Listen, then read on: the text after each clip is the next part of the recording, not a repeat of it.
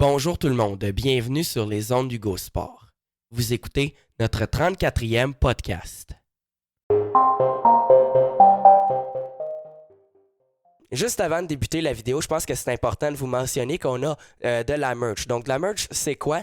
C'est, dans le fond, vous pouvez aller acheter nos chandails, des hoodies ou des chandails à manches longues d'Hugo Sport. On a différents modèles que vous pouvez retrouver sur notre compte Instagram @HugoSport_YouTube, @Hugo_Sport_YouTube. Vous pouvez aller regarder, visionner nos différents modèles sur le compte. Si jamais vous voulez vous procurer de la marchandise, juste me texter directement soit sur Hugo Sport YouTube ou sur Hugo Hockey 75 côté et on va essayer de pouvoir finaliser votre commande avec le tout. Donc, dans le fond, les t-shirts sont au coût de 25$. Les chandails à manches longues coûtent 35$ et les hoodies en coûtent 45$. Sur ce, bon visionnement. Présentement, je suis avec Émile Waddell. Bonjour Émile. Salut Hugo. Ça va bien? Oui, très bien. Et toi? Oui, ça va très bien. Émile, premièrement, on va parler du Canadien de Montréal puisque le calendrier préparatoire a commencé depuis quelques semaines déjà. J'aimerais qu'on parle premièrement de Ryan Peeling qui s'est blessé en se faisant frapper solidement le long de la rampe. Mais Ryan a connu quand même un très bon camp d'entraînement, connu de bonnes joutes préparatoires. Crois-tu qu'à son retour, il pourrait évoluer avec le grand club cette saison? C'est sûr. Comme tu l'as dit, il jouait très bien. Moi, je pense honnêtement que c'est pas pour rien que c'est lui qui s'est fait plaquer puis qu'ils ont envoyé en commotion cérébrale.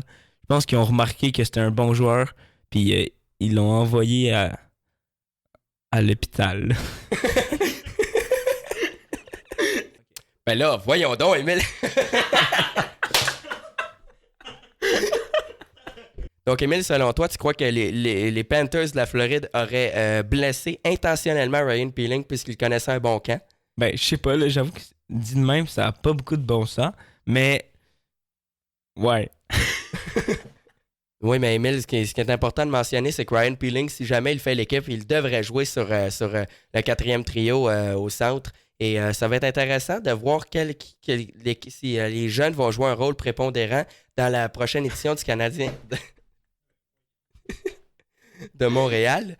Et puis, Jesperi Kotkaniemi connaît un camp difficile avec le Canadien. A pris quand même quelques livres. Donc, je me demande, c'est pris du poids. Je me demande si c'est un facteur qui le ralentit. Maintenant, j'aimerais aussi qu'on parle premièrement, les Canadiens de Montréal.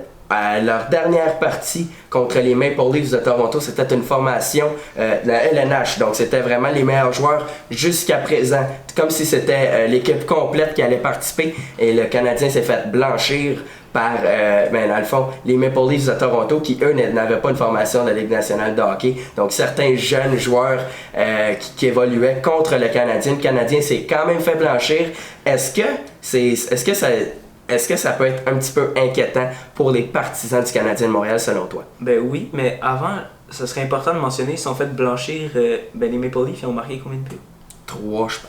3-0. Donc, ouais, c'est sûr que ça peut être inquiétant, mais en même temps, c'est juste une game, là. Ils pourraient se reprendre, puis ils ont juste peut-être mal joué ce jour-là. Ça va pas nécessairement refléter sur toute la saison, mais c'est sûr c'est pas nécessairement un bon signe, par exemple. On aurait été content qu'ils gagnent ou au moins qu'ils se fassent pas blanchir. Donc ouais, mais ça serait important aussi de préciser, est-ce que c'était leur meilleur goaler au Maple Leaf qui était en uniforme? Oui, effectivement, Frédéric Andersen était devant le filet, donc ça peut peut-être jouer, ça peut être oui, c'est sûr. Quand même important de le mentionner comme tu l'as dit. Mais le Canadien, quand même, on se fait blanchir. Les Maple Leafs de Toronto, malgré une ligne bleue qui a quand même beaucoup changé dans la saison morte, sont allés chercher quelques défenseurs d'expérience. C'est quand même pas la meilleure défensive dans la Ligue nationale de hockey. C'est une formation qui met beaucoup l'accent sur l'offensive avec des jeunes prodiges, Austin Matthews, Mitchell Marner, William Nylander aussi. Donc, vraiment des jeunes joueurs du côté des Maple Leafs de Toronto avec un important entraîneur-chef reconnu, Mike Babcock. Est-ce que cette saison, ça va être la bonne pour les Maple Leafs de Toronto? Peut-être que oui.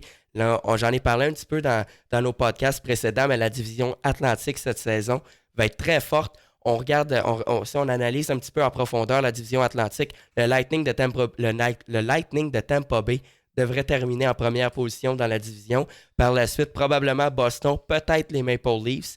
Par la suite, il y a les Panthers de la Floride qui devraient finir en 4e position dans la division Atlantique avec un nouveau gardien de but en Sergei Bobrovsky qui a connu beaucoup de succès dans les séries éliminatoires en éliminant pratiquement à lui tout seul le Lightning de Tampa Bay qui avait dominé la Ligue nationale de hockey. Donc maintenant, si on regarde un petit peu plus en profondeur la division Atlantique, le Canadien de Montréal, on n'est même pas assuré de finir en 5e position parce que Buffalo est en mesure quand même de battre le Canadien de Montréal, peut-être au classement. Des jeunes joueurs de leur côté aussi, je pense entre autres à Jack Eichel. Donc, les Sabres de Buffalo pourraient surprendre quelques personnes qui suivent la Ligue nationale de hockey, selon moi. Donc, au niveau des équipes plus faibles que le Canadien dans la division Atlantique, du moins sur papier, il y a seulement les Red Wings de Détroit. Donc, le Canadien pourrait peut-être finir en 6e position dans la division Atlantique, malgré que le Canadien ne sera pas une mauvaise équipe cette saison. On analyse les Canadiens, le premier trio, peut-être Jonathan Drouin qui va être le centre, peut-être Max Domi, mais Kotkaniemi pourrait connaître une bonne saison malgré un camp d'entraînement difficile. Je crois qu'il veut un jeune joueur. Il faut quand même avoir confiance en lui. La ligne bleue du côté du Canadien, avec l'ajout de Ben Chariot, c'est beaucoup amélioré durant la saison morte. Ça va être intéressant de regarder ça. Keith Kincaid, qui va être le deuxième gardien de but, va donner un petit peu de repos à Carey Price. J'espère qu'ils vont être en mesure de faire les arrêts importants lorsque on va donner du repos à Carey Price. Et là, il y a aussi M. Primo, là, qui est le gardien de but, qui va probablement évoluer dans la Ligue américaine, mais je ne serais pas surpris de le voir performer avec le grand club si jamais Kincaid, ça ne fonctionne pas pour lui. Alors, Ryan Peeling, qui va, selon moi, faire le grand club. Selon moi, il est meilleur que quelques vétérans qui pourraient prendre sa place au sein du 4e trio. Donc, je pense que les jeunes joueurs, Émile, je ne sais pas si tu es d'accord avec moi, mais je pense que Kotkaniemi va évoluer bien évidemment avec le Canadien. Ryan Peeling devrait évoluer avec le Canadien de Montréal. Je n'ai pas parlé de Nick Suzuki, qui connaît un camp d'entraînement extraordinaire, va clairement jouer, débuter la saison avec le grand club. Puis, lui, Nick, a beaucoup de talent pour ce jeune joueur-ci. Je pense qu'il y a une possibilité pour Nick Suzuki qu'il marque peut-être 20 buts cette saison avec le talent qu'il a. Donc, je pense que le Canadien, c'est quand même sur papier peut-être pas une équipe qui a une chance de rivaliser contre les meilleurs du circuit comme le Lightning de Tampa Bay, mais bien évidemment une équipe qui a une chance de participer aux séries éliminatoires. La seule chose qui joue à l'encontre du Canadien, c'est bien évidemment la division Atlantique qui est très dominante. Ouais, je suis d'accord avec toi. Mais c'est sûr qu'on va avoir une saison pas victorieuse, mais je suis sûr que ça va être mieux que l'année dernière. On a quand même, comme tu as dit, une équipe qui s'est bien améliorée. Ça va bien aller, je pense.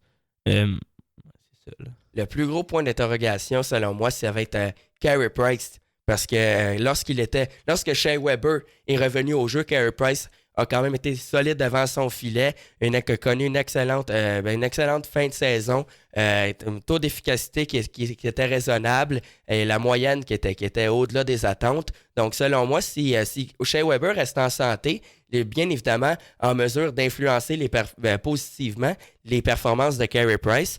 Donc, je veux vraiment voir si Carey va être en mesure de connaître une bonne saison cette année pour toutes les parties qu'il va jouer ou presque. Est-ce qu'il va être en mesure d'être constant et un petit peu plus calme devant son filet? Si c'est le cas, le Canadien a une chance de participer aux séries éliminatoires, selon moi, probablement comme équipe repêchée. Mais c'est sûr que si les Panthers de la Floride jouent à la hauteur des attentes et les Maple Leafs, les Bruins et le Lightning aussi, ça va être difficile pour le Canadien. Mais comme je l'ai dit, le plus gros point d'interrogation, selon moi, ça va être Carey Price. Il doit être en mesure d'être constant tout au long de la saison si le Canadien veut avoir une chance de participer. Mais sinon, je pense qu'on a pas mal le même noyau qu'on a eu la saison dernière. Donc, selon moi, je crois qu'on devrait avoir une saison à peu près comme l'année passée. Je dis pas qu'on va faire les séries, je dis pas qu'on ne va pas les faire, mais je pense, sur papier en tout cas, on ne devrait pas les faire. Il y a toujours une mince possibilité qu'on les fasse. Donc, selon moi, je pense qu'on va probablement manquer les séries de quelques points, mais on va tout de même connaître une excellente saison avec beaucoup d'émotions, des joueurs avec de l'attitude. Et la saison dernière, Émile, tu vas être d'accord avec moi, c'était une saison intéressante à suivre pour le Canadien de Montréal. Donc selon moi, on devrait revivre un petit peu le même scénario. Et dans quelques années, je dirais 2 ou 3 ans, le Canadien de Montréal avec la jeune brigade des attaquants et défenseurs, comme Nick Suzuki, entre autres, Kotkaniemi, Peeling, selon moi, va être en mesure d'aller chercher une place en série facilement dans 2 ou 3 ans. Ouais, Qu'est-ce que tu penses? Je suis penses? totalement d'accord avec toi. Pour le futur, dans 2-3 ans, comme tu dis, on pourrait aller en série. Ça, je suis vraiment d'accord. Mais moi, je suis même un peu plus optimiste pour cette année. Je pense qu'on pourrait réussir à se tailler une place dans les séries. Je pense pas qu'on va aller très loin parce que c'est sûr qu'on n'a pas la meilleure équipe de la ligue. Mais l'année passée, comme tu as dit, on l'a manqué de peu. Alors cette année, si on est un petit peu meilleur avec nos nouveaux joueurs, on pourrait peut-être travailler fort et réussir à se rendre au moins en première ronde des séries. Bien évidemment, oui.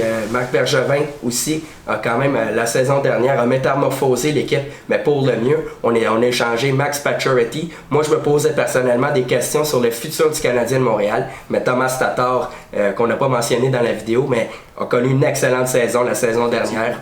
Donc, selon moi, les Canadiens, ça va être intéressant de les regarder cette saison. Donc, c'est ce qui va conclure la vidéo. N'oubliez pas de liker la vidéo, de vous abonner à la chaîne, d'interagir avec nous dans les commentaires et activer la cloche pour ne pas manquer aucune de nos nouvelles vidéos. Merci beaucoup et au revoir.